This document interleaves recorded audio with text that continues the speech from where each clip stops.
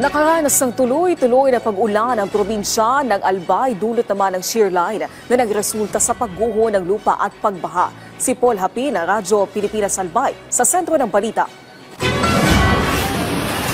Dahil sa epekto ng shear line, nangangamba ngayon ang ilang residente dito sa Albay. Sa bayan ng Tiwi, nagkaroon ng landslide sa barangay Maynonong dahil sa tuloy-tuloy na pagbuhos ng ulan. Sa Facebook post ay binahagi ni Doc Russell Reyes, kita ang lawak ng pagguho ng lupa. Kaya naman ang MDRRMO Tiwi, pinalikas na ang mga residente sa ligtas na lugar. Kabilang narito ang mga nakatira malapit sa baybayin, creek, ilog, mga nasa landslide at flood-prone areas dahil sa nagpapatuloy na pag-ulan doon. Baha naman ang namerwisyo sa Purok 8A dahil sa walang tigil na ulan dulot ng bagyong Verbena. Sa video ni Ermin Aguilar, makikitang binaha ang ilang bahagi ng Arellano Street, Purok 9, kung saan ilang motorsiklo ang hindi na umandar matapos piliting tumawid sa malalim na baha. Samantala, umabot sa 99,138 pesos ang halaga ng tulong na naipamahagi ng DSWD Bicol sa 4 na barangay at 5 pantalan sa rehiyon para sa mahigit 2,100 na apektadong individual. Ayon sa ahensya, mahigit 86